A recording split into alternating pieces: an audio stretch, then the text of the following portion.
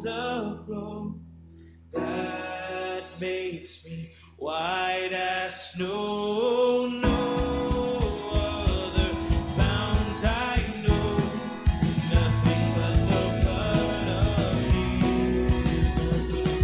Oh, precious is a flow that makes me white as snow. No other fount I know, nothing but the blood of Jesus.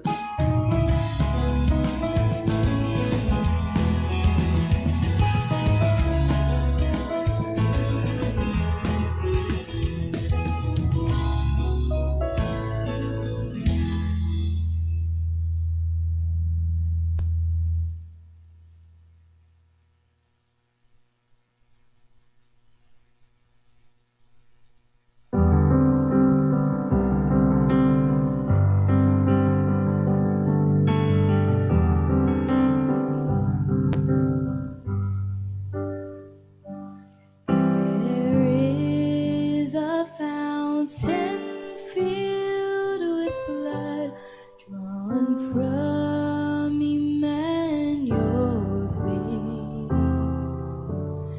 and sinners plunge beneath that flood, lose all their guilty stains, lose all their guilty stains, lose all their guilty stains, and sinners plunge beneath that flood, lose all their guilty stains.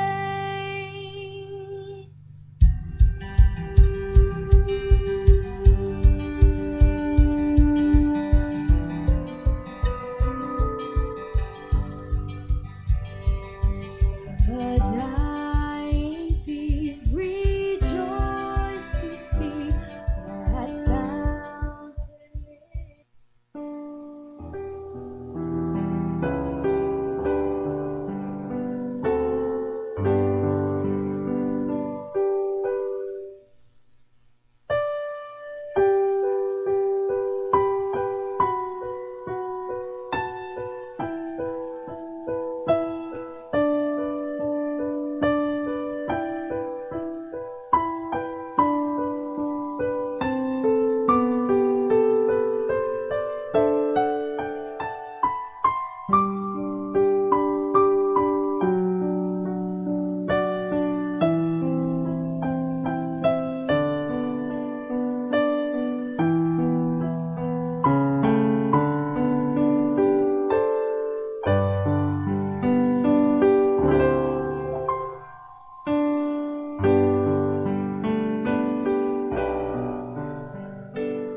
Magandang umaga po sa bawat isa. Muli ho, Happy New Year. Ako ay nagagalak sa Panginoon, sa biyaya ng Diyos. I can just look back last year, 2021, nag-New Year. At ilan-ilan lang din kami dito.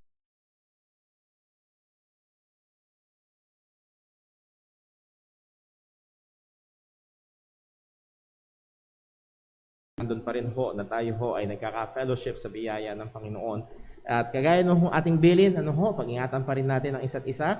Panatilihin pa rin natin yung ating health safety protocols para ho patuloy nating mapagpanatili ang ating ng kaayusan dito sa church.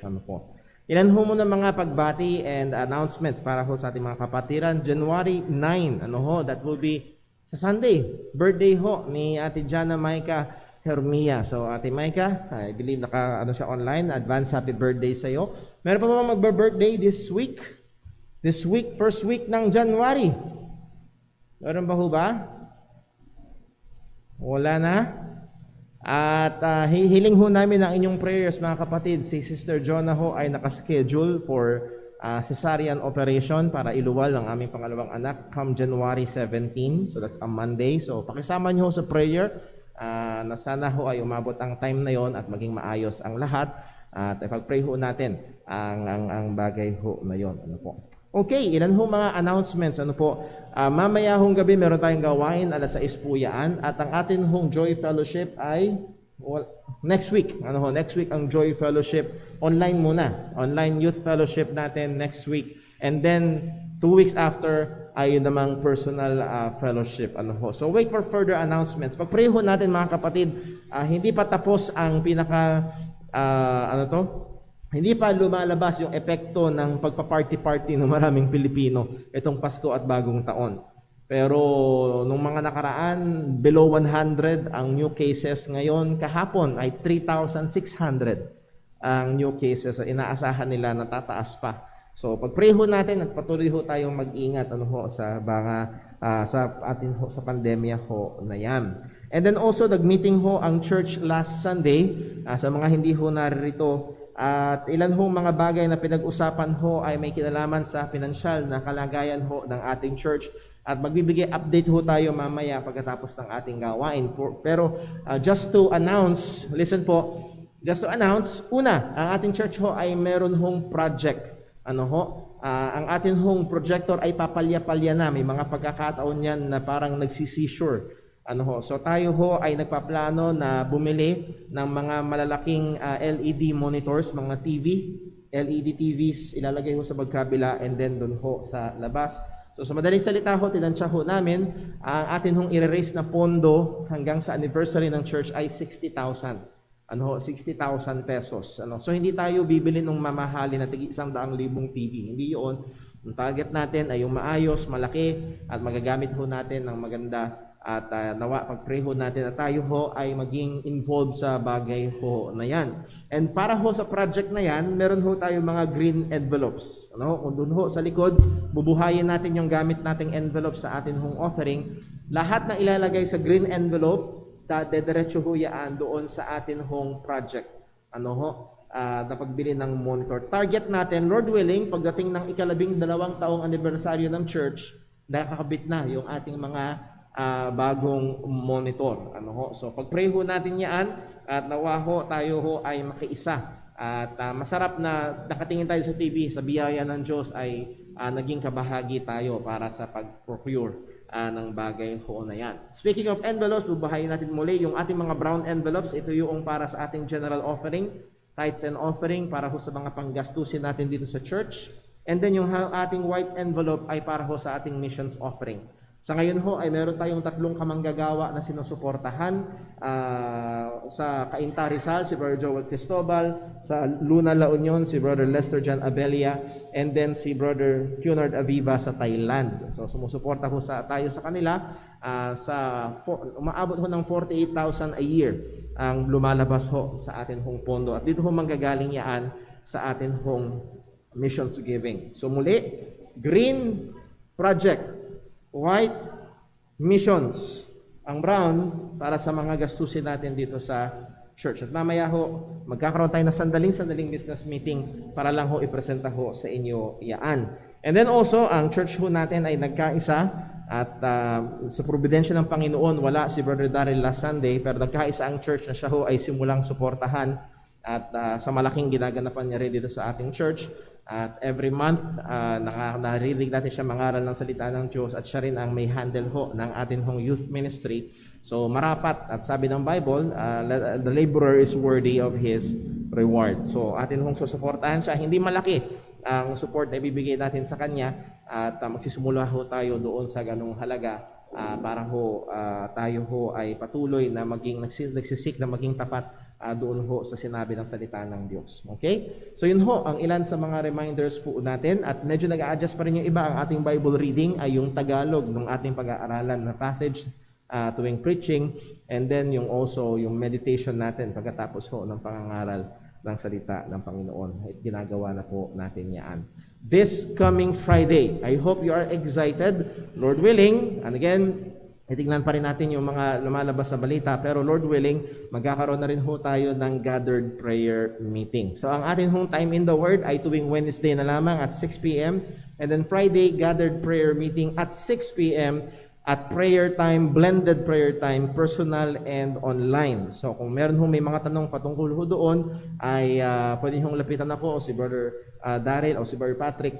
Yan ho ay via Zoom app. So mag-download na ho kayo ng Zoom app para madali ho kayo makasama sa atin hong online prayer meeting this coming Friday at sa mga susunod pa. So please take note of that. At yun ho ay ilang mga pagbabago ho at na ginagawa natin as we are seeing God's answer sa ating prayer with relation to the pandemic. At nawa patuloy ho tayo masumpungan ng Diyos na nagtatapat sa mga bagay ho na ito.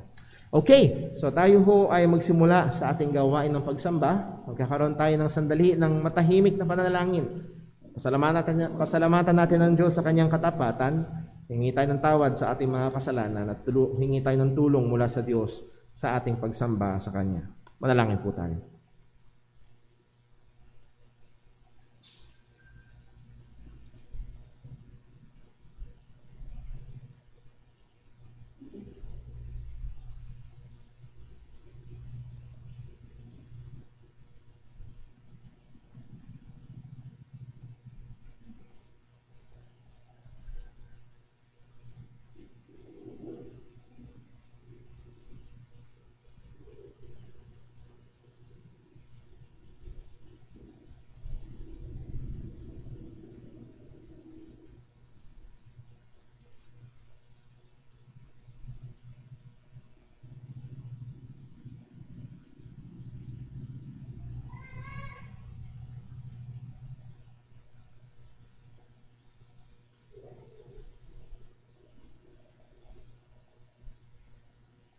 Manalangin po tayo.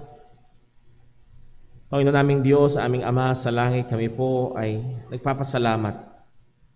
O Diyos, kung babalikan namin ang nakaraang buong taon na puno ng hamon, may mga kahirapan, pero o Diyos, nandun pa rin, puno ang iyong mga biyaya, hindi ka nagkulang.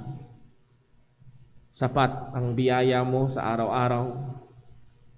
Hindi lamang sa mga material o pinansyal, kundi o Diyos, alam namin kung kaya't kami ay mga mananampalataya pa rin hanggang ngayon. Hindi dahil mahigpit ang aming kapit, kundi dahil kami ay iniingatan ng iyong kapangyarihan. Salamat o Diyos sa katotohanan na kami ay may kapatawaran sa pamamagitan ng katubusan na ginawa ng aming Panginoong Hesukristo. Salamat Panginoon sa katotohanan na kami ay ligtas at may buhay na walang hanggan. At sa napakadakilang biyaya na amin na pag-aralan kayo ng umaga, salamat na kami ay tinatakan, sinelyuhan ng Banal na Espiritu. Kami ay merong sapat o merong tiyak na pag-asa ng kabuuan ng manang naghihintay sa amin, sa aming kaligtasan. Salamat po o Diyos. At Lord, sa buong taon na ito na aming hinaharap, tulungan mo kami. Tulungan mo kami na lalo pa sa biyaya mo na mahalin ka ng buong puso, buong isip, buong kaluluwa at buong lakas. Tulungan mo kami, O Diyos, na mamuhay ng isang buhay na karapat-dapat sa Ebanghelyo. Tulungan mo kami, Panginoon, na maging maliwanag na ilaw, maalat na asin, saan man kami naroroon, at maging tapat na tagapaghayag ng Ebanghelyo ni Kristo sa pamamagitan ng aming mga bibig at maging ng aming mga buhay. Tulungan mo kami na lumalim pa sa pagkakilala sa iyo. Tulungan mo kami na sumipag pa sa kagawain ng kabanalan. Tulungan mo kami na maging mas seryoso pa sa pagpatay sa mga nakatahang kasalanan. Tulungan mo kami na mamuhay para sa kaluwalhatian. O Panginoon, alam namin, kung aasa kami sa aming sariling lakas, kami ay mahina, kami ay marupok. Pero salamat sapagkat naroon ang iyong biyaya na sapat. Ingatan mo kami sa pagpapatuloy ng aming gawain, gabayan mo kami sa bawat parte nito, at nawa o Diyos tunay maluwalhati namin ang iyong dakilang pangalan. Lahat ng tidalangin namin sa ngalan ng aming Panginoong Hesus. Amen. Tayo po tayong lahat at tayo po umawit sa Panginoon.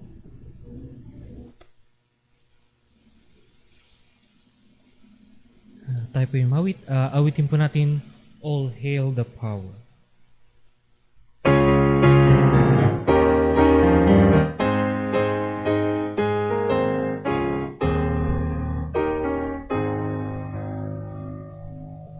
All hail the power of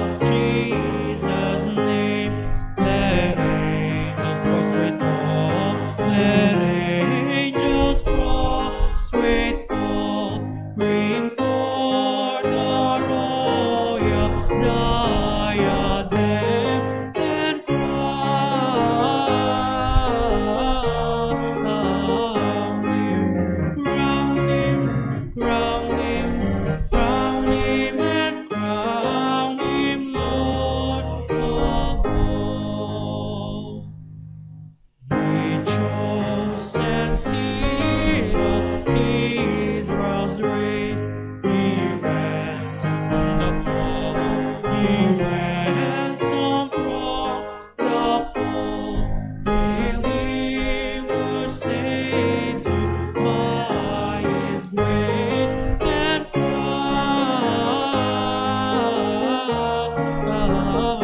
Him, crowned Him, crowned Him, and crowned Him Lord of all.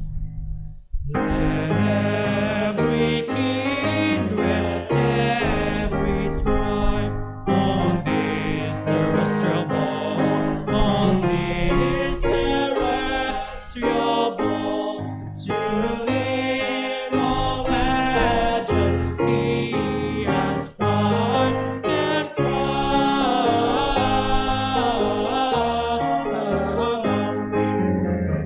Him, crown Him, crown Him, and crown Him Lord of all. Go down with yonder sacred throne, we at His feet may fall, we at His feet may fall.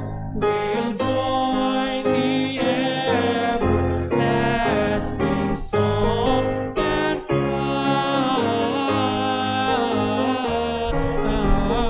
Him, crown Him, crown Him, crown Him Lord of all. Matili po tayo nakatayo.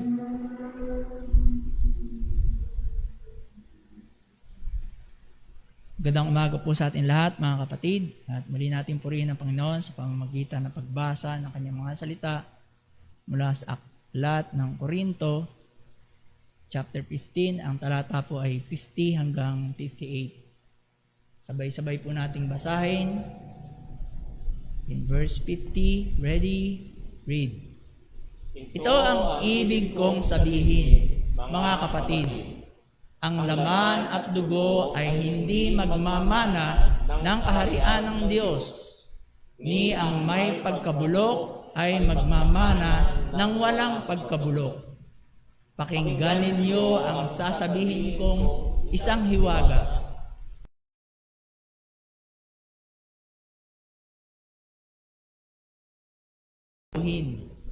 Sa isang saglit, sa isang kisap mata, sa huling pagtunog ng trumpeta, sapagkat tutunog ang trumpeta at ang mga patay ay bubuhayin muli na walang pagkasira at tayo'y babaguhin. Sapagkat ang may pagkabulok ay kailangang magbihis ng walang pagkabulok, at itong may kamatayan ay magbihis ng walang kamatayan. Ngunit kapag itong may pagkabulok ay mabihisan ng walang pagkabulok, at itong may kamatayan ay mabihisan ng kawalang kamatayan, ay mangyayari ang salitang nangasusulat. Ang kamatayan ay nilamna ng tagumpay. Nasaan na, kamatayan, ang iyong tagumpay? Nasaan na, kamatayan, ang iyong kamandag? Ang kamandag ng kamatayan ay ang kasalanan, at ang kapangyarihan ng kasalanan ay nagmumula sa kautusan. Subalit salamat sa Diyos, pinagtatagumpay niya tayo sa pamamagitan ng ating Panginoong Hesukristo. Kaya mga kapatid kong minamahal, magpakatatag kayo. Huwag kayong patitinag. Kayo'y laging sumagana sa gawain ng Panginoon. Yamang nalalaman ninyo na hindi mawawalan ng saysay ang inyong pagpapagal para sa Panginoon. Amen. Pagpalain ng Panginoon ang pagkabasa ng kanyang mga salita. Tayo po'y samandaling manalangin. Ama namin Diyos, Panginoon namin sa langit, muli Panginoon, kami nagpupuri at nagpapasalamat. sa pagkatunay, Panginoon, sa nagdaang mga panahon, sa nagdaang taon, O Diyos. Ikaw ay naging mabiyaya sa amin. Ikaw, Panginoon, ay patuloy na nag-iingat sa amin. At sa panibagong taon na ipinagkaloob mo sa amin, kami nagpapasalamat muli. Kami lumalapit sa trono ng iyong biyaya, Panginoon. Nakikiusap, nagmamakaawa, O Diyos. Muli mo kaming gabayan at samahan sa aming buhay. Muli mo kaming turuan, Panginoon, sa daan ng aming tatahakan. Muli mo kaming ingatan. Alalayan mo kami, O Diyos. Sapagkat nalalaman mo, sapagkat ikaw ang gumawa sa amin, na kami gawa sa putik. May kahinaan, Panginoon. Ngunit ikaw na Diyos na mahabagin at maluwalhati, ay maaari mo kaming gamitin na sisidla ng mga bagay na banal. Tulungan mo kami, Panginoon, sapagkat may mga pagkakataon, Ama, na kami nagkakasala. Tulungan mo kami sa pakikipaglaban. The Spirit that is on us, O God, patuloy na magbunga ng mga bagay na kabanalan sa aming buhay. Loobin mo, Panginoon, na kami lumakad sa liwanag ng iyong mga salita. Tulungan mo kami. Patawarin mo kami anumang karumihan na iyong masumpungan sa amin, Panginoon. Patatagin mo kami, O Diyos. Ilagay mo sa aming mga puso ang kagalakan na kami patuloy na lumapit at maglingkod sa iyong banal na harapan. Salamat sa pangangaral ng iyong mga salita, Panginoon. Salamat, O Diyos, na ginaganap mo ang pangangaral ng iyong mga salita sa dakong ito. Magligtas ka, O Diyos. Gamitin mo ang mga pangangaral na ito upang kami na iyong mga anak, Panginoon, ay turuan sa pamumuhay na dapat namin tahakin. Gayon din, Panginoon, sa ikaliligtas ng mga kaluluwa. At higit sa lahat, O Diyos, sa ikaluluwalhati ng iyong banal na pangalan. Ama, muli sa pagpapatuloy ng aming mga gawain, bigyan mo ng kaliwanagan ng aming mga puso, Panginoon. Ituon mo ang aming atensyon, O Diyos, upang aming namnamin ang iyong mga salita. At ito'y patuloy na magbunga sa aming buhay. Salamat, O Diyos, sa pastor na ginagamit mo upang ipangaral ang iyong mga salita. Ingatan mo si Brother Paul, O Diyos.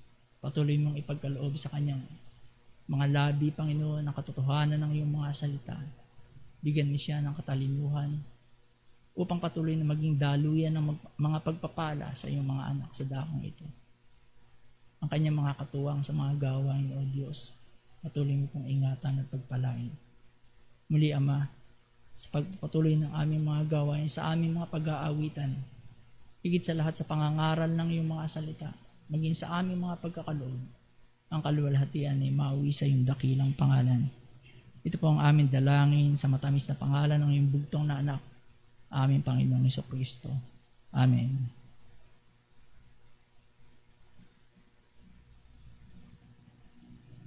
Tayo po ulit tumawad sa Panginoon na awitin po natin, Christ the Lord is risen today.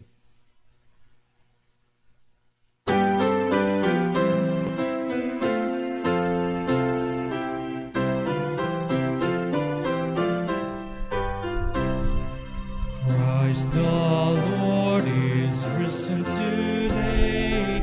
Hallelujah. Sons of men and angels say, Hallelujah. Raise your joys and triumphs high. Hallelujah. Sing ye heavens and earth reply. Hallelujah. Is again our glorious King. Hallelujah.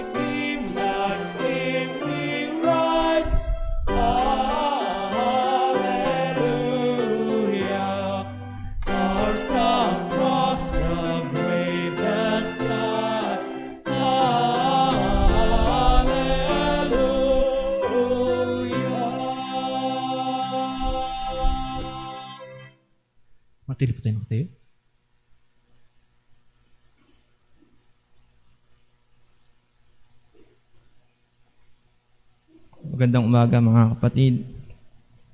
Purihan ng Panginoon. Para sa ating basihan ng pagkakaloob, atin pong basahin ang 2 Corinthians chapter 9 verse 6 hanggang 8. 2 Corinthians chapter 9 verse 6. Ready? Read. But this I say, he which soweth sparingly shall reap also sparingly, and he which soweth bountifully shall reap also bountifully. Every man according as he purposeth in his heart, so let him give, not grudgingly or of necessity.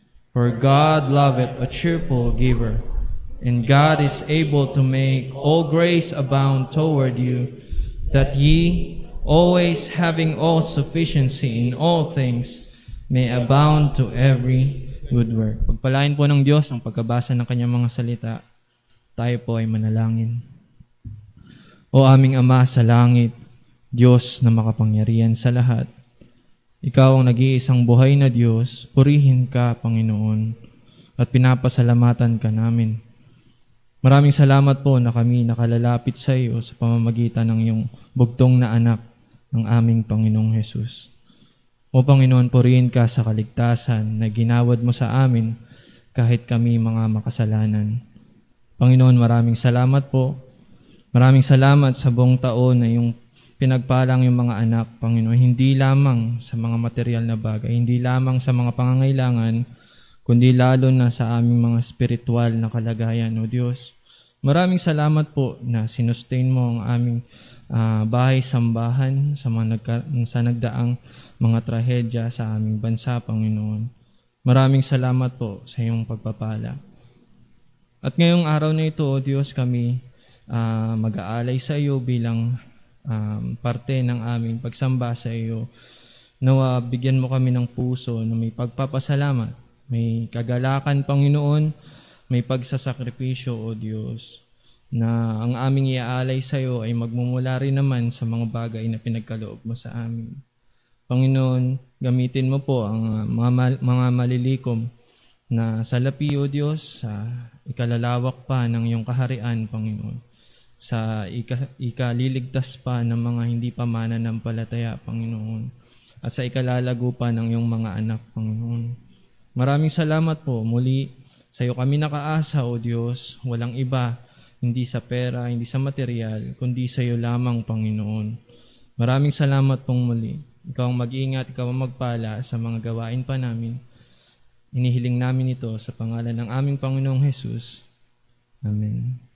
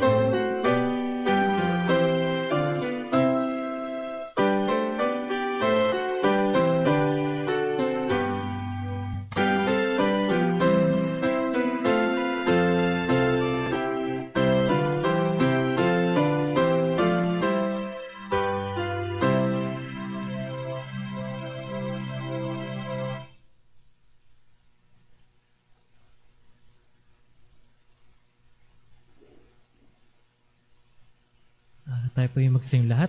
Tayo po ulit tumawad sa Panginoon. Awitin po natin, Amazing Grace.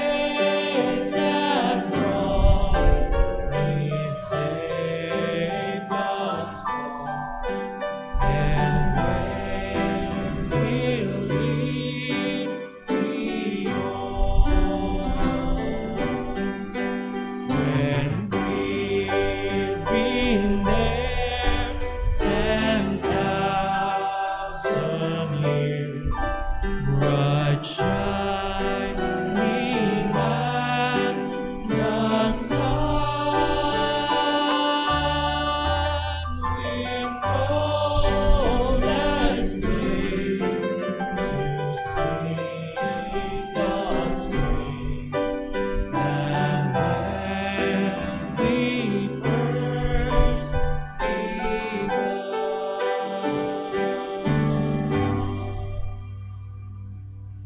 Magsipon po lahat.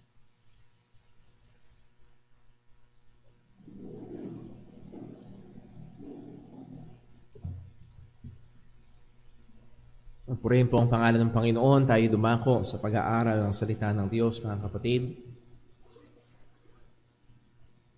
Siguro ho, marami ho sa atin ang nalalaman na ang not so good news this new year.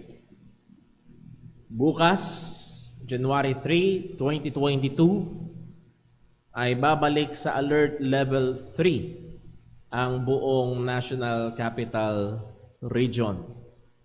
At sa kadahilanan na itong huling mga araw ng Desyembre, actually napakaganda na husana ng mga bilang nung December 15, just half a month ago, 47 lamang ang na-record na bagong case ng COVID-19. Pero kahapon, considering na galing tayo nung September 2021, 23,000 sa isang araw. Bumaba na sa 47. Kahapon ay 3,617 ulit.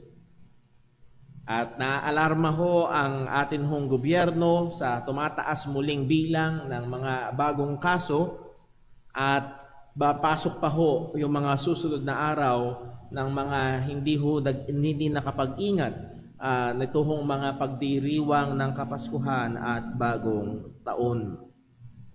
At marami ho ang nagsasabi, ito na naman ba tayo? Babalik sa mga restrictions. I-required ba ulit ang face shield? Mahirap na naman ulit kumilos.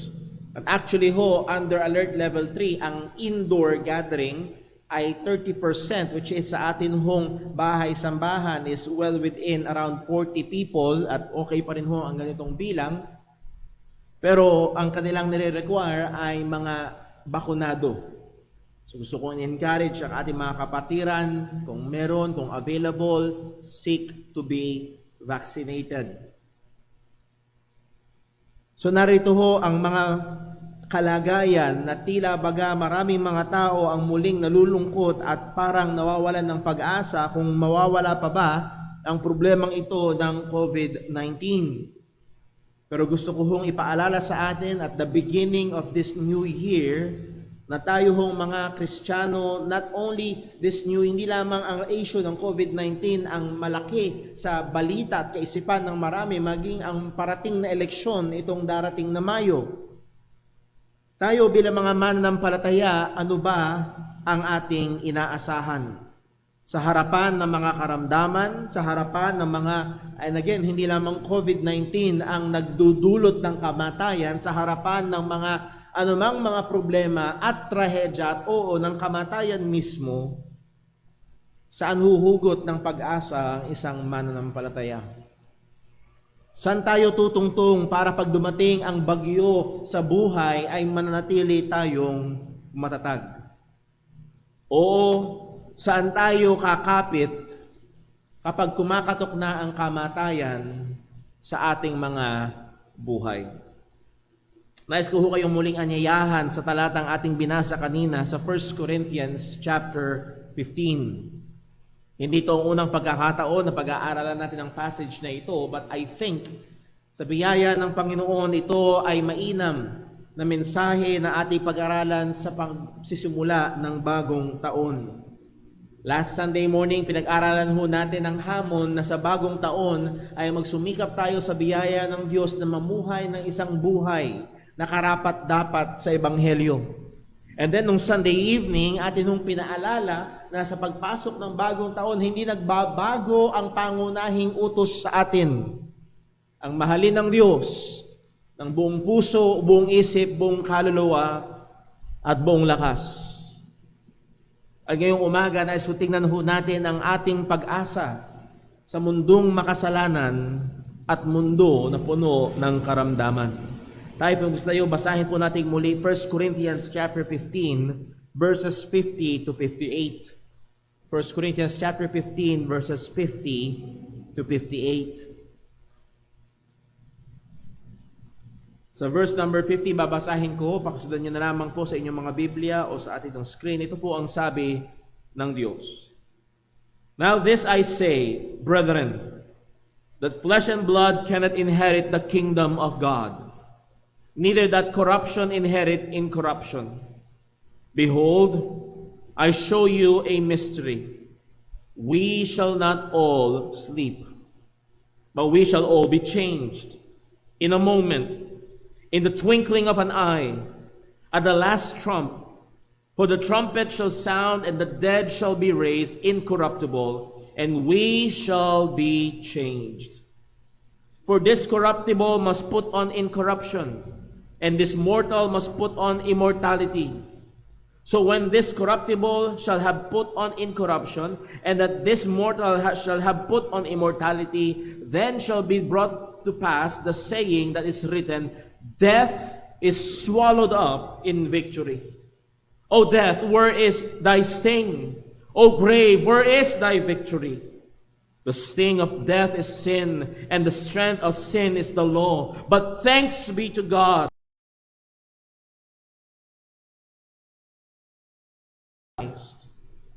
Therefore, my beloved brethren, be ye steadfast, unmovable, always abounding in the work of the Lord, for as much as ye know that your labor is not in vain in the Lord.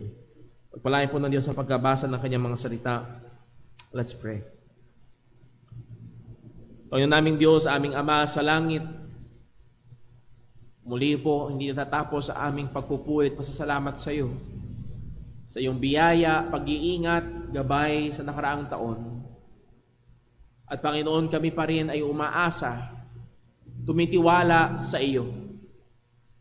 At Panginoon, sa aming pag-aaral ngayong umaga, buksan mo nawa ang aming mga mata. Makita namin ang tunay at matibay na pag-asa na meron kami bilang mga mananampalataya. Na makikita na ang mga pag-asa na inaalok ng sanlibutan ay mahihina. Walang itatapat sa tunay na pag-asa na meron kami bilang mga Kristiyano. Ama, ikaw po nawa ang gumabay sa amin. Ang iyong mga katotohanan ngayon ay gamitin mo sa ikatatag ng pananampalataya at sa kahabagan mo sa ikaliligtas pa ng mga kaluluwa. Sa ngalan ni Jesus na pong aming dalangin. Amen. Pari po magsiupo ang bawat isa. Nais kong dalhin ang mensahe mula sa mga talata ho na ating binasa. At ito po ang mensahe. The great hope of the believer is that we have victory over death because Christ had conquered death.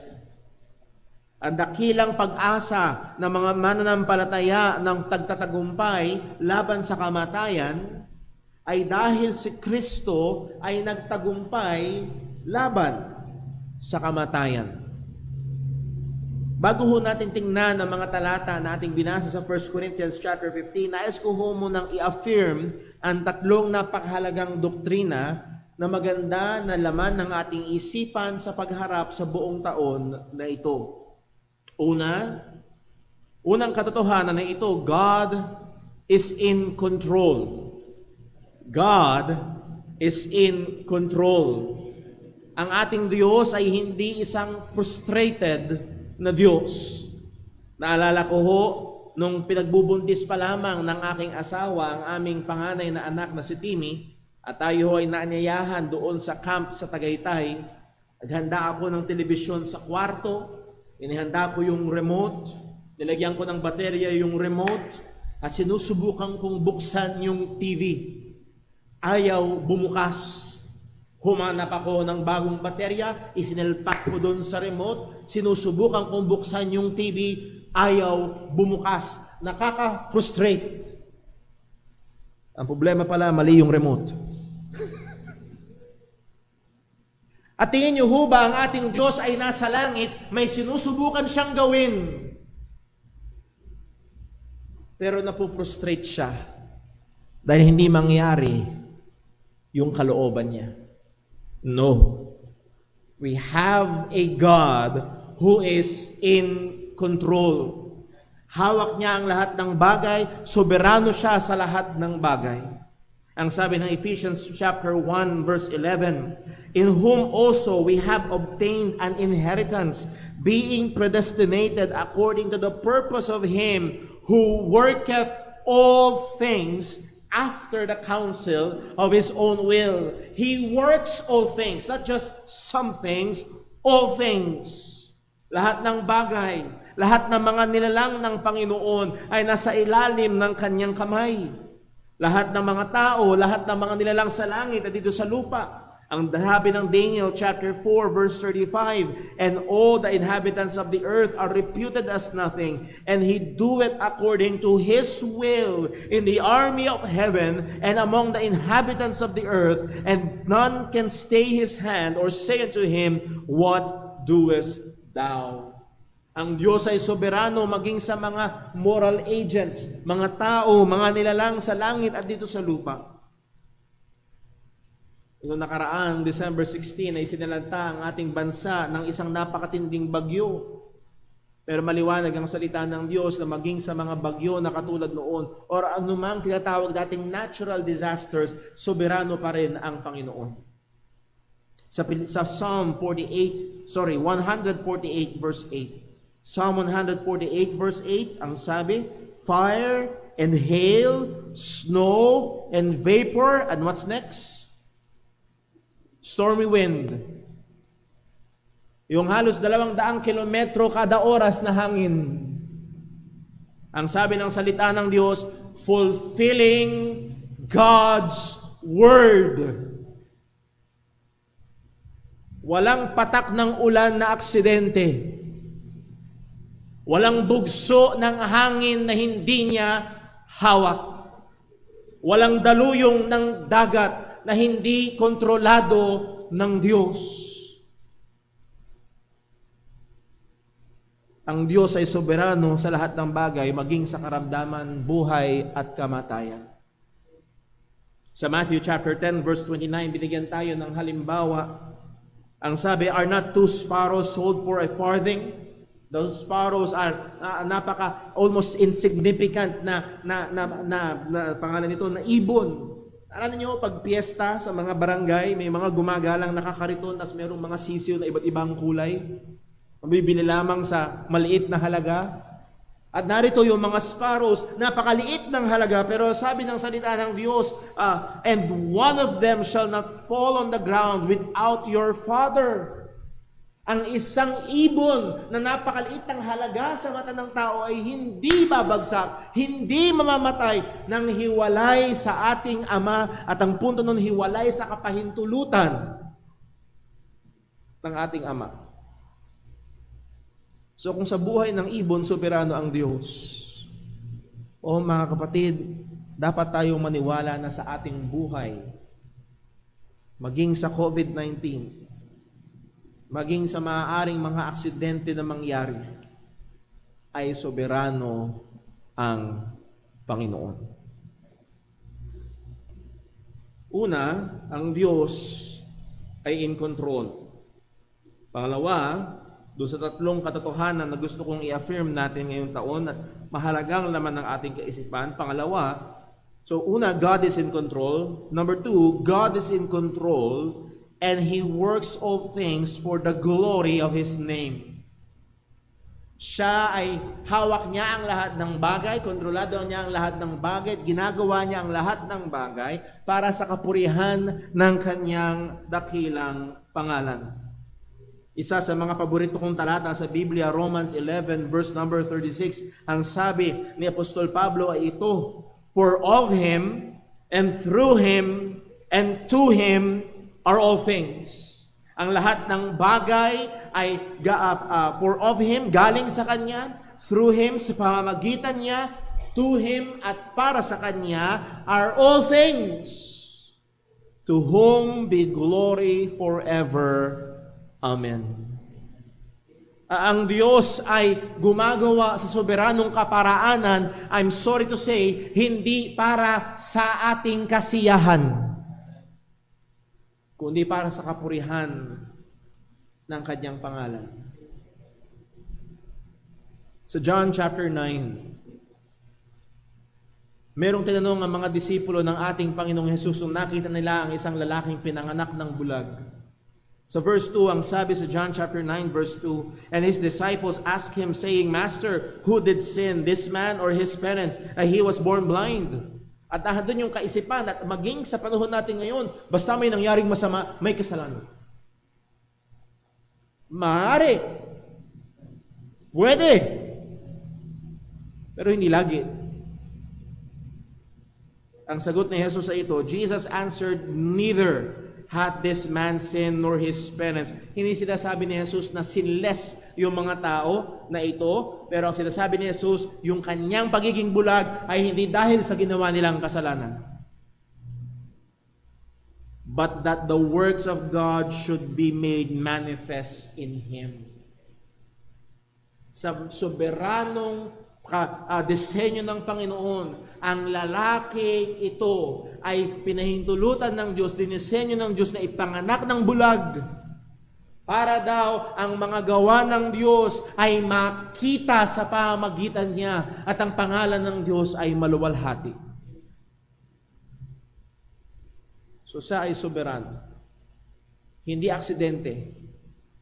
Hindi tsamba ng taong yun ay pinanganak sa petsyang yun at pinanganak sa kalagayan na siya'y bulag. Yun ay dinisenyo ng Panginoon. May purpose. So one, God is in control. Two, God is in control and He works all things, even yung mga negative things sa ating pananaw, for His glory. And then pangatlo, God is in control and He works all things for His glory or for the glory of His name and for the good of His people. Hawak at kontrolado ng Diyos ang lahat ng bagay at ginagawa niya ang lahat ng bagay para sa kaluwalhatian ng Kanyang pangalan at para sa ikabubuti ng Kanyang mga tao, ng Kanyang mga mananampalataya. And I know that we know the verse na ang sabi sa Romans 8:28, and we know that all things work together for good. All things work together for good to them that love God, to them who are the called according to His purpose. Maaaring may mga karanasan tayo last year na hindi ganun kaganda. Maaaring may mga karanasan tayo na nangyari last year na hanggang ngayon hindi natin maipaliwanag anong good ang idudulot noon. Pero higit sa malamang lahat tayo dito ay may mga karanasan many years ago na dati-dati iniiyakan natin, dati-dati kine-question natin, bakit nangyari yun? Pero ngayon, salamat sa Diyos na nangyari yon. Dahil kung hindi, ay nako. Alam niyo mga kapatid, si Brother Paul, may mga bagay na iniiyakan many years ago na kung nangyari, baka wala sa ministry ngayon si Brother Paul.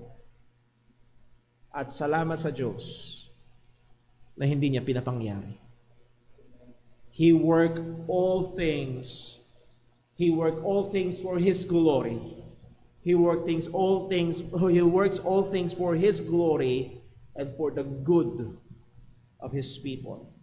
Bakit ko sinasabi ang mga bagay na ito, mga kapatid, hindi natin alam kung ano mangyayari this year. Pero alam natin pwedeng magtiwala sa Diyos. Hindi natin alam kung ano mangyayari sa pandemya, pero alam natin na ito ay hawak ng Panginoon. Hindi natin alam ang napakaraming mga bagay, pero alam natin na ating Diyos na soberano Hawak niya ang lahat ng bagay at gumagawa siya sa kaluwalhatian ng kanyang pangalan at sa ikabubuti ng kanyang mga mananampalataya. So sa atin na mga nahandoon ang mga takot na tayo na merong kahinaan, tayo na merong mga kabigatan na daladala at meron maaaring mga hindi pa maunawaan bakit nangyari ang mga nangyari ng mga nakaraan.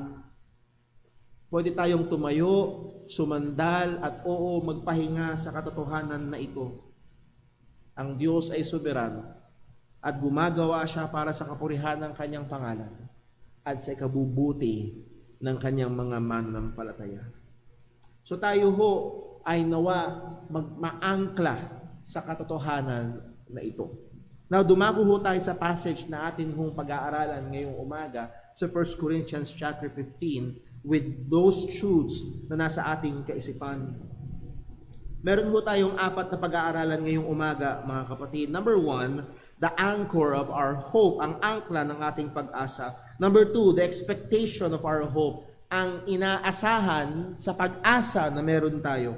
Number 3, the victory of our hope, ang tagumpay ng ating pag-asa. And number 4, our duty in our hope, ang atin gawain, ang ating responsibilidad na merong ganitong pag-asa. So mabilis lamang number 1, tingnan natin, the anchor of our hope, ang angkla ng ating pag-asa. Agaya nung sinabi natin kanina, ang mga cases ng COVID-19 ay tumataas muli. Maraming mga tao ang natatakot muli. And gusto kong ipaalala sa atin na ang kamatayan ay hindi kakatok sa pamamagitan lamang ng COVID. Maniwala kayo, mas maraming pinapatay ang sigarilyo. Mas marami. Mas maraming pinapatay ang atake sa puso. Mas marami. At para sa maraming mga bagay na ito na nangyayari sa ating paligid na walang bakuna, maraming mga tao na natatakot sa ating paligid sa maaaring mangyari ngayong taon na ito. Anong gagawin natin? Magtatago tayo sa takot?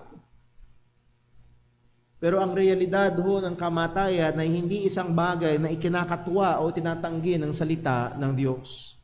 May mga taong ganun, pagdating sa kamatayan, huwag natin pag-usapan yung kamatayan, masyado namang dark subject. Ayaw pag-usapan ng kamatayan. Pero mga kapatid, ang Biblia ay tinatalakay ang usapan ng kamatayan. Sa 1 Corinthians chapter 15, balikan lang natin sa verse 21 o tingnan natin sa verse 21. Malinaw na sinabi ng salita ng Diyos, for since by man came death. At napag-aralan natin sa Romans chapter 5, walang iba ito kundi si Adan na nagkasala at sa pamamagitan ng kasalanan ng isang tao ay pumasok ang kamatayan. Romans chapter 5 verse 12, wherefore as by one man sin entered into the world and death by sin, and so death passed upon all men, for all have sinned. Dahil ang mundong ito na ating kinabubuhayan o ginagalawan ay apektado ng kasalanan, ang katawan mismo na ating taglay-taglay ay apektado ng kasalanan.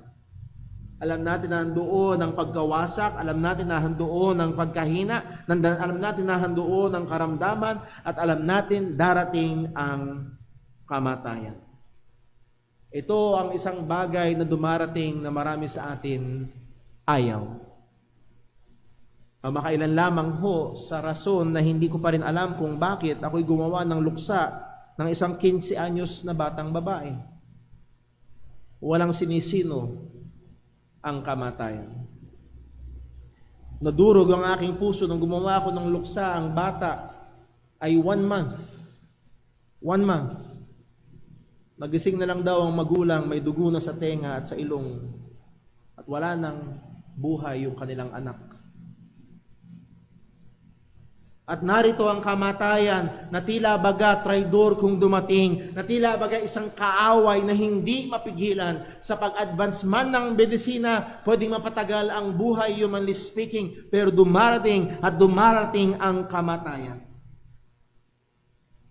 Ang realidad o ang kamatayan ay isang realidad na kailangan nating harapin. At alam niyo mga kapatid, sabi ng mga dating mga mangangaral, isang malusog na bagay na pagbulay-bulayan ang kamatayan. Bakit? Darating ito. Darating ito. Pero sa mga mananampalataya, isang napakagandang bagay, yes, hinaharap at haharapin natin ang kamatayan, pero tayo mga Kristiyano ay may pag-asa sa harap ng kamatayan. Ang sabi ho ng muli ng verse 21, 1 Corinthians chapter 15, for since by man came death, by man came also the resurrection of the dead. At yung unang man doon is si Adam, at yung pangalawang man diyan ay walang iba kung hindi ang ating Panginoong Hesukristo. Dumating ang kamatayan sa pamamagitan ni Adan. Dumating ang muling pagkabuhay mula sa mga patay sa pamamagitan ng ating Panginoong Hesus. At tayo bilang mga mananampalataya naunawaan natin na ang tanging pag-asa, listen, ang tanging pag-asa laban sa kamatayan ay hindi isang gamot para hindi ka na mamatay. Ang tanging pag-asa sa kamatayan ay hindi cloning, tapos ililipat mo yung kaisipan doon sa clone na madalas na napapanood sa mga ano-anong mga pelikula. Hindi yung fountain of youth na tinahanap nila. Ang tanging pag-asa laban sa kamatayan ay ang muling pagkabuhay. And sad to say, ang muling pagkabuhay na tinutukoy ng Biblia ay isang bagay na hinahamak ng sanlibutan. Itong tanging pag-asa laban sa kamatayan, itong tanging liwanag sa dilim na dala ng kamatayan ay liwanag na tinatawanan at tinatanggihan ng sanlibutan. Halimbawa ho sa Acts chapter 17, nangangaral si Apostol Pablo sa verse 32. Nangangaral siya doon sa Mars Hill at mayroon siyang mga sinasabi niyang katotohanan ng ebanghelyo at ang mga tao sa paligid, ang mga pagano sa paligid ay interesadong nakikinig. Pero nung may binanggit si Pablo, ang mga taong ito ay biglang nawalan ng interes at dinusta ang pangangaral ng ebanghelyo. Ang sabi sa Acts 17 verse number 32, and when they heard of the resurrection of the dead, some mocked. Itong tanging pag-asa sa harapan ng kamatayan na kinakatakutan ng lahat ay hinahamak ng sanlibutan. Muli mga kapatid, mga kaibigan, itong muling pagkabuhay ng ating Panginoong Jesucristo ang tanging pag-asa na meron tayo. Dahil siya'y muling nabuhay, sigurado tayo na tayo ay may kaligtasan. Ang sabi ni Pablo sa 1 Corinthians 15 verse 13, but if there be no resurrection of the dead, then is Christ not risen? And if Christ be not risen, then is our preaching vain, your faith is also vain. Kung walang pagkabuhay na muli, ibig sabihin hindi nabuhay muli si Kristo. At kung hindi nabuhay muli si Kristo, ang pangangaral sa JCBC ay walang kabuluhan at saan mang pulpito. Ang ating pananampalataya ay walang kabuluhan. At pag binasa nyo pa sa ibang talata sa 1 Corinthians 15, kayo ay nasa inyong mga kasalanan pa. Anong ibig sabihin? Kung walang pagkabuhay muli, walang kaligtasan. Kung walang pagkabuhay muli, walang pag-asa laban sa kamatayan. Punta tayo sa verse 23 ng 1 Corinthians 15.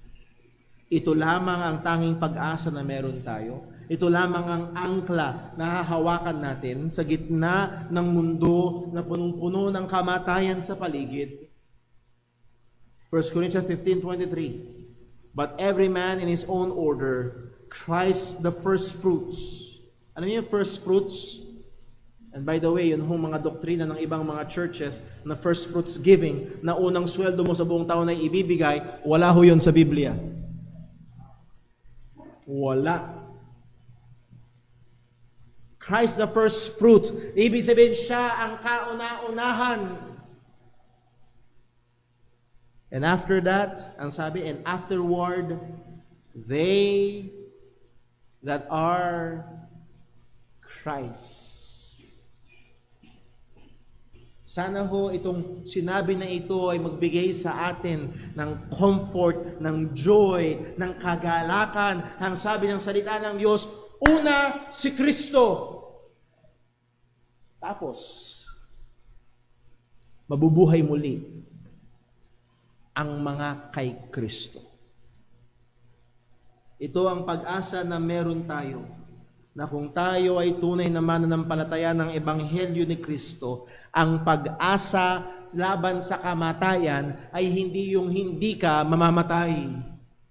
Ang pag-asa na meron tayo laban sa kamatayan ay dumating man ang kamatayan, tayo bilang mga mananampalataya ay siguradong mabubuhay muli. Yun ay kung ikaw ay kay Kristo. So let me ask you this morning, ikaw ba ay kay Kristo? Ikaw ba ay isang totoong mananampalataya ni Kristo? Kailangan mong bigyan ng atensyon to. Kailangan mong bigyan kaseryosohan to. Darating ang kamatayan. Kung hindi ka kay Kristo, ikaw ay talunan at walang pag-asa. Pero kung tayo ay kay Kristo, tayo ay may pag-asa. Bakit? Siya ang nauna. At susunod, tayong mga pagmamay-ari niya. So that's the anchor of our hope. Anong angkla ng ating pag-asa? Na buhay muli si Kristo. Number 2, the expectation of our hope. Ang pag-asa o ang inaasahan natin sa pag-asa na meron tayo. Anong sabi again sa verse 23? But every man in his own order, Christ the first fruits, afterward they that are Christ at His coming. Sila na mga kay Kristo at kailan yun mangyari? Sa Kanyang muling pagbabalik, sa Kanyang pagdating. Ang pagdating ng po ang kanilang pag-asa sa nakaraang eleksyon. Hindi ko makalimutan yung nakita ko sa likuran ng sasakyan. Last 2000, kailan ba yung naging eleksyon? 2016. Nakalagay sa likod ng sasakyan, Duterte our Savior. At ngayon, nakatingin na naman sa mga politiko ang maraming mga tao. And I hope hindi kayo nakatingin sa pera. Mga kapatid, pag-aaralan natin muli isang araw bago ang eleksyon. Kailangan natin magtapat at mananagot tayo sa boto. Kailangan nating bumoto ng may kabanalan. And again, we do not, hindi tayo nag-exercise ng vote buying. Block. Yung mga sinasabi sa inyo kung sinong iboboto nyo, no. Magtatapat ho kayo sa Panginoon. At isang bagay na hindi natin dailangan at hindi dapat maging parte ang Kristiyano ay yung vote buying. Well, so much for that. Hindi politiko ang ating pag-asa. Hindi yung darating na bagong presidente, bagong mayor, kundi ang sabi ng salita ng Diyos, si Kristo sa Kanyang pagdating. And yes, alam ko ho, merong iba't ibang mga eschatological views. Merong pre-meal, post-meal, mid-trib, pre-trib, at kung ano-ano pa. Merong amil. Pero isang bagay ang sigurado, anuman ang ating pananaw, isang bagay ang sigurado, si Jesus ay muling darating. Sa John chapter 14 verse 1. John chapter 14 verse 1. Ang sabi ni Jesus ay ito. Sino may problema? Taas ang kamay. May mga kabagabagan? Yes. Let's read John 14 verse 1. Let not your heart be troubled. You believe in God, believe also in me. In my Father's house are many mansions. And again, yung mansions diyan na hindi katulad ng mansion ni Pacquiao. Hindi yun ang usapan diyan. Actually, mas better translation are many rooms.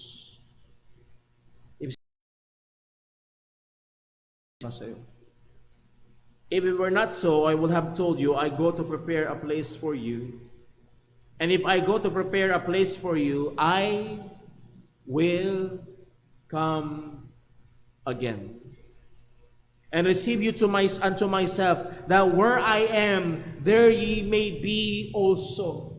Oh, anong ganda! Oh, anong sarap! Oh, anong saya! Ang sabi ni Jesus, babalik ako para kung nasaan ako, dun ka din. At ano pang saya, ano pang sarap, ano pang seguridad ng tupa ni Kristo ay walang iba dundi dun sa tabi ng kanyang pastol. O mga kapatid, mga kaibigan, nawa tayo ay hindi pa naloko ng sanlibutan ito. Nang yung tinitignan ay pera, nang yung tinitignan ay kayamanan, pagsikat, kung sisikat, kung mag-viral lang ang isang video ko, kung sumikat lang ako sa TikTok, kung meron lang ako 1,000,000 followers o subscribers, kung meron lang ako 1 bilyong piso, mga kapatid, anong itutumbas mo sa pinangako ni Jesus? Babalik siya. Babalik siya.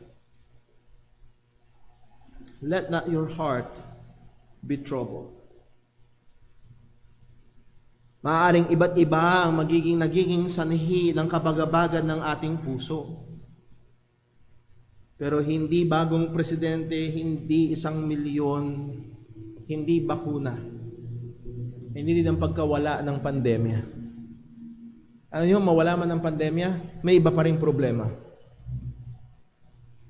Pero ang pag-asa at inaasahan natin ay walang iba kundi darating muli ang ating Panginoong Jesus. At ang sabi ng salita ng Diyos, balik tayo sa 1 Corinthians 15 verse 51, Behold, I show you a mystery, sabi ni Pablo, we shall not all sleep.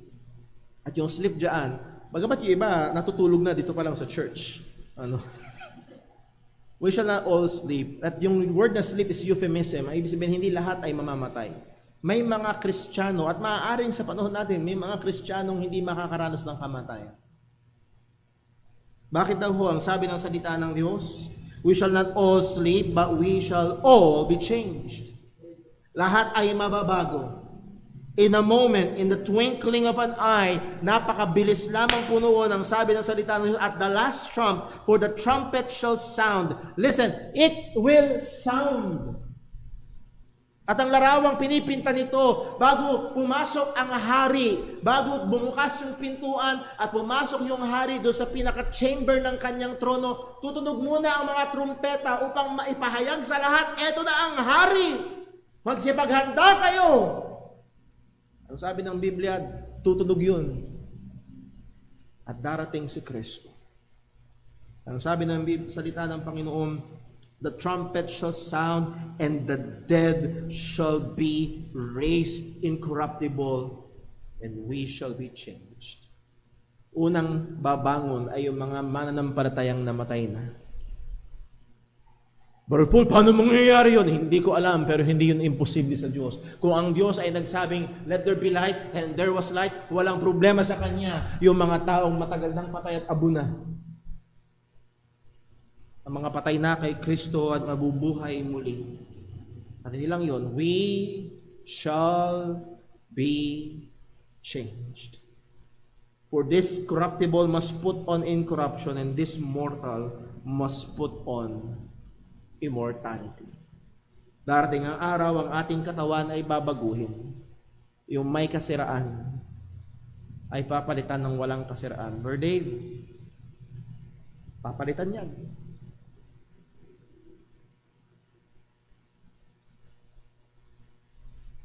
Yung may kamatayan ay papalitan ng walang kamatayan. Ito o lahat ng epekto ng kasalanan ay mabubura. Magwawakas. Maraming mga tao nilalagay ang kanilang pag-asa sa pera, sa tao, sa politiko, sa gamot, sa doktor. And again, may gamit ang lahat ng ito. Pero mga kapatid, ang pag-asa na meron tayo ay mas higit at higit pa dito. Dabalik ang ating Panginoong Jesucristo. Anong ating inaasahan? We shall all be changed. Babaguhin tayo. Number 3, the victory of our hope ang pagtatagumpay ng ating pag-asa. Bilisan po natin, verse 54, ang sabi, "So when this corruptible shall have put on incorruption, and this mortal shall have put on immortality," yung may kasiraan, papalitan ng walang kasiraan, yung may kamatayan, papalitan ng walang kamatayan, "then shall be brought to pass the saying that is written, death, death," ang kamatayan na gumapi sa mga pinakamalalakas, ang pinakamakapangyarihang presidente, ang pinakamakilalang mga hari, ang mga pinakamalalaking mga armies ng sanlibutan ito, lahat ay ginapi ng kamatayan. Pinakasikat, pinakamaganda, pinakamayaman, ginapi ng kamatayan. Narito mga kapatid, mga kaibigan, death is swallowed up in victory. Nilamon, buong buo ng pagtatagumpay ang kamatayan na kinakatakutan ng maraming mga tao. Ang ating Panginoong Hesus sa kanyang kamatayan ay tinalo ang kamatayan.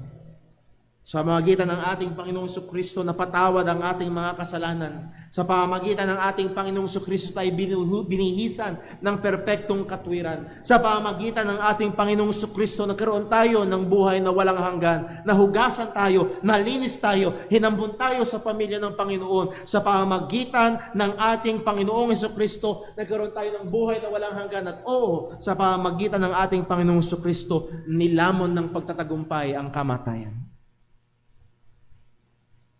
So mga kapatid, mga kaibigan, narito ang tagumpay ng tagumpay ng pag-asa na meron tayo. At sa verse 55 at 56, pinersonify ni Apostol Pablo ang kamatayan na tila baga hinarap niya face to face ang kamatayan.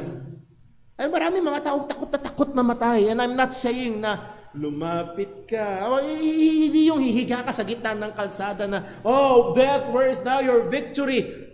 At mabilis mong mararanasan. Hindi ibig sabihin na ilagay mo sa alanganin ang iyong sarili. Tinutukso mo ang Panginoon. Pero kahit hindi mo ilagay ang sarili mo sa alanganin, darating at darating. Pero ang sabi, ang isang Kristiyano pwede itong sabihin harapan sa kamatayan. Pwede mong tignan, tignan mata sa mata si kamatayan at sasabihin sa kanya, "Oh death, where is now thy sting?" Nasaan na ang iyong tibo? Nasaan na ang iyong kamandag? Nasaan na ang iyong pagtatagumpay? "Oh, the sting of death is sin, and the strength of sin is the law." At lahat ng ito ay nagapi at napagtagumpayan sa pamamagitan ng ating Panginoong Hesukristo.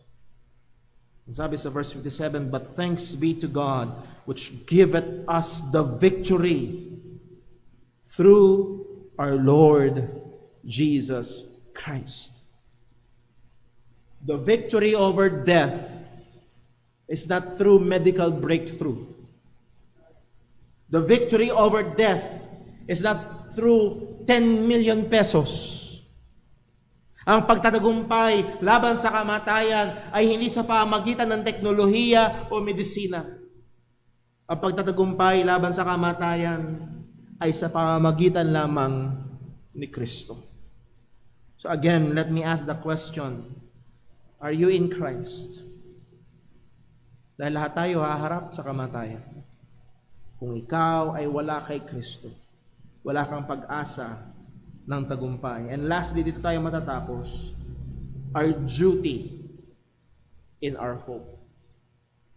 Ang ating responsibilidad. Napakatinding pag-asa na meron tayo. Napakatindi na pag-asa na meron ang mga mananampalataya ng ating Panginoong Jesucristo. Merong tiyak na pagtatagumpay laban sa kamatayan. Merong tiyak na pagbabago na papalitan ng walang kasiraan, bibihisan ng walang kamatayan. Merong katiyakan ng pag-asa. Una si Kristo, and then susunod lahat ng kay Kristo. Ito ay sigurado. Paano tayo dapat mamuhay ngayon? Ano ang ating responsibilidad?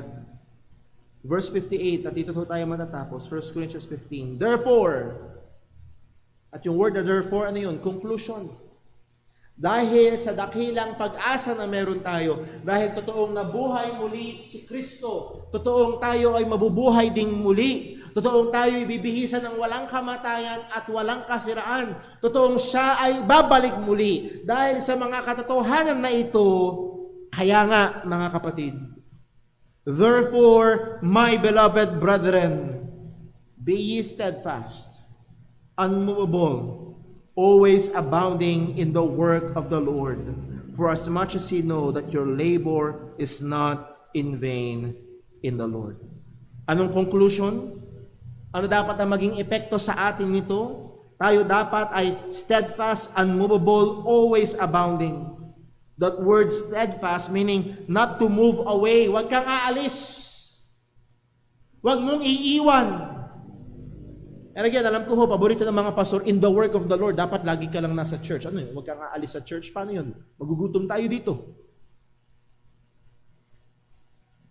Ang paglilingkod sa Panginoon, the work of the Lord, sabi ni Albert Barnes sa kanyang commentary, it means always engage in doing the will of God, always promoting the glory of God, advancing the kingdom of God. Gumagawa ka para sa kaluwalhatian ng Panginoon. Sa loob o sa labas man ng church. So huwag kang aalis, be steadfast. Unmovable, huwag kang magpapaalis. Yung una, larawan ng huwag kang aalis out of your own volition, huwag mong iiwan at huwag mong pababayaan ang gawain ng pagbibigay luwalhati sa pangalan ng Panginoon. Saan ka man niya tinawag. Yung pangalawa, o unmovable, may sumusubok sa mag-alis sa'yo. Sinusubukan kang hilahin, sinusubukan kang itulak, paalis. Ang sabi, be unmovable. Ano pang mag-move sa'yo kung ang kamatayan ay tinalo mo na?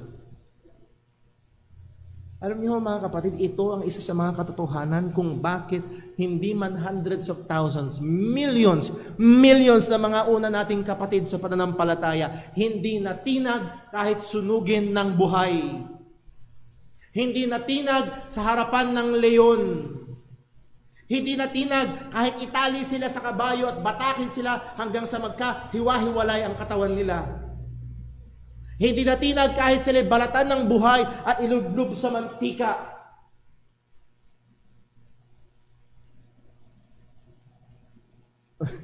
Pag kinumpara niyo ho ang hinarap ng mga una nating kapatid at ang hinaharap natin ngayon ay sobrang liliit. Pero hindi nagbabago ang tungtungan. Ang tungtungang mainam, ang tungtungang matibay ay hindi yung ang tatag ko yata. No! Ang tungtungang matibay ay tapat siya. Totoo ang pag-asa. Be unmovable. At hindi lamang yun ang sabi, always abounding. That word always abounding, peresuo, sa Greek, ang ibig sabihin to superabound in quantity and quality. Sumagana, to be in excess. Mga kapatid, madalas baligtad tayo. Sumasagana tayo para sa ating sarili. At sumasakto-sakto lang para sa gawain ng Panginoon. O mga kapatid, ang pag-asa na meron tayo ay napakatindi. Huwag tayong aalis, huwag tayong magpapaalis, huwag nating hayaan na ialis tayo. Kaysa yun, dapat lalo tayong sumagana pa sa gawain ng pagluwalhati sa pangalan ng Panginoon, sa gawain ng paghahayag ng Ebanghelyo ng Panginoon, sa gawain ng pagsisigi pa ng pangangaral ng salita ng Diyos. Sa talata na lagi nating binabasa sa ating pagkakaloob, 2 Corinthians 9 verse 8, ang sabi diyan, and God is able to make all grace abound toward you, that ye, always having all sufficiency in all things, may abound to every good work. Sumagana sa gawang mabuti. Hindi ko makalimutan ang sinabi ni Brother Noel Espinosa, madalas na mga Kristiyano baliktad, having sufficiency in good works and abounding in all things to myself. Baligtad. Sapat-sapat lang sa gawang mabuti at sumasagana para sa sarili. No, ang sabi ng salita ng Diyos, sapat para sa sarili at sumagana sa gawang mabuti. Bakit daw ho? For as much as ye know, balik tayo sa verse 58, for as much as ye know that your labor is not in vain in the Lord. Hindi walang kabuluhan. And I'm not saying again, your labor in the Lord ay hindi lamang dito sa loob ng church. Maraming mga ngaralan na pagkamalan nyo, ang paglilingkod sa Diyos ay hindi lamang sa loob ng church. Saan ka man tinawag ng Panginoon? Tinawag kang driver, luwalhatiin mo ang Diyos. Ikaw ay magsasaka, luwalhatiin mo ang Diyos sa pagsasaka. Ikaw ay naglalaba sa bahay, luwalhatiin mo ang Diyos sa paglalaba sa bahay. Saan ka man tinawag ng Panginoon, do all to the glory of God. For as much as you know that your labor, lalo na para iusad ang kaharian ng Panginoon, para ideklara ang ebanghelyo ni Kristo, para tawagin pa ang mga tao na manampalataya, magsisi sa kanilang mga kasalanan, manampalataya sa ebanghelyo at magpasakop kay Kristo. Your labor is not in vain in the Lord. Hindi walang kabuluhan. Bakit? Siguradong siya'y nabuhay na muli. Siguradong siya'y babalik ulit. At sigurado ang pag-asa na meron tayo kay Kristo. Hindi walang kabuluhan ang pagpapagal natin sa Kanya. So nais ko hamunin ang bawat isa sa atin ngayong taon na ito. Baunin natin ang mga katotohanan na ito. Habang ang buong mundo ay takot na takot sa pandemya, takot na takot sa kamatayan, o nawa makita ang mga tao nakakaiba sapagkat merong pag-asa, merong tunay na pag-asa kay Kristo, merong pagtatagumpay laban sa kamatayan, at makita ang pananatiling matibay at pagsagana sa gawain ng Panginoon para sa kaluwalhatian ng Diyos. Tulungan nawa tayo ng Panginoon na ibuhay ang mga katotohanan na ito ngayong taon na ito at sa mga susunod pa. Let's pray. Panginoon naming Diyos, aming Ama sa langit, salamat po sa iyong mga paalala. Lord, madalas ang aming mga buhay ay hinuhubog ng aming mga naririnig sa paligid. Kami ay kinikilos ng mga nakikita, nababalitaan, kinakatakutan. Pero narito, O Diyos, kaming mga mananampalataya ay merong tiyak, matibay, siguradong pag-asa kay Kristo. Dahil siya ay tunay na muling nabuhay. At siya ay tunay na babalik muli. At ang aming pag-asa sa Kanya ay sigurado. At ito dapat ay magtulak sa amin sa tapat at mas masigasig na kabanalan at pamumuhay para sa iyong kaluwalhatian. O Panginoon, tulungan mo kami at gamitin mo ang mga katotohanan na ito upang patuloy kaming hubugin sa wangis ng aming Panginoong Hesukristo. Mga kapatid, magkakaroon tayo ng ilang sandali ng pagbubulay-bulay. Ang mga katotohanan ng Diyos na ipinangusap sa iyo ngayon ay yung ipanalangin at hingin ng tulong at gabay ng Diyos na ito ay maisabuhay sa iyo. Manalangin po tayo.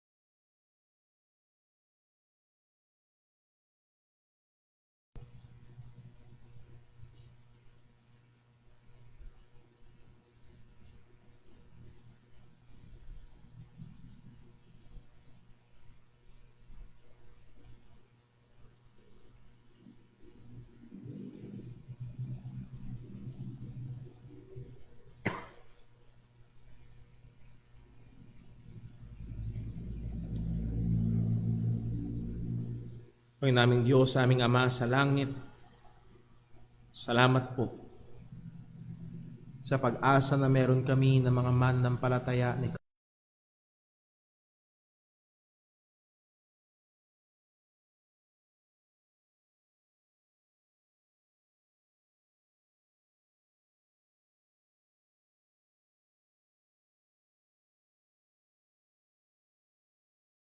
Salamat po sa pag-asa na meron kami.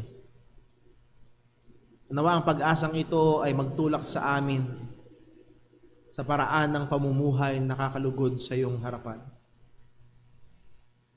Nawa ang pag-asa na meron kami ay magtulak sa amin sa mas lalong tapat na pamumuhay sa pagiging mabuting patotoo, masipag sa kabanalan, seryoso sa pakikipaglaban sa kasalanan. Lord, salamat po. Nawa ngayong taon nito sa biyaya mo, ay masumpungan kaming lalong matibay, di nakikilos, at lalong sumasagana sa mga gawain para sa kaluwalhatian. Maingatan mo kami. Huwag mo kami hayaang mahubog ng sanlibutang ito, hindi mahubog ng pag-asa na meron kami sa iyo. Salamat po. Ingatan mo kami hanggang sa aming paghiwa-hiwalay. Gamitin mo kaming patuloy para sa iyong kaluwalhatian. Dalangin namin ito sa ngalan ng aming Panginoong Hesukristo. Amen. Dahil po gusto yung lahat at awitin natin ang ating pangwakas na awitin.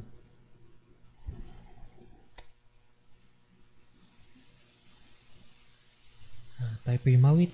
Awitin po natin To God Be the Glory.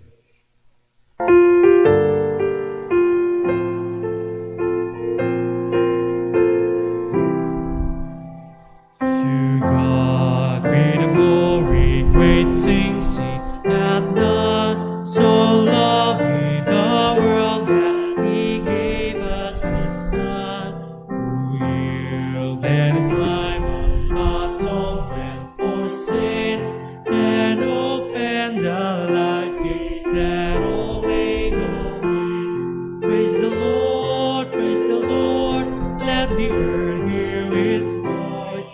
Praise the Lord, let the people rejoice. So come to the Father through Jesus the Son, and give Him the glory. Great things He hath done. Great things He hath done us. Great things He hath done. And great our rejoicing through Jesus the Son. But purer and higher and greater will be our wonder, our transport, when Jesus we see. Praise the Lord, let the earth hear His voice. Praise the Lord, let the people rejoice. So come to the Father through Jesus the Son, and give Him the glory. Great things He hath done. Amen. Purihin po ang Panginoon. Salamat po mga kapatid sa bawat isang narito. At nawa ang ating mga katotohanan na pag-aralan. Ang Banal na Espiritu ay nakatahan sa atin.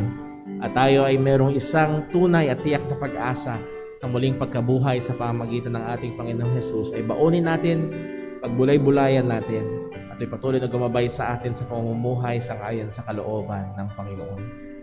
Tayo po ay umasa sa Diyos at tumingin sa Kanya para sa mga hamon na kaharap natin ngayong taon, o haharapin ngayong taon na ito. At ngayon mga kapatid, sa ating paghiwa-hiwalay, nawa ang pagmamahal ng ating Panginoong Ama, ang ating Panginoong Hesus, ang Kanyang biyaya, at ang presensya at kapangyarihan ng Banal na Espiritu ay sumabawat isa sa atin. Ano man ang ating gagawin natin para sa kapurihan ng Panginoon. God bless po. Happy New Year. We are dismissed. Ingat po tayo sa pag-uwi.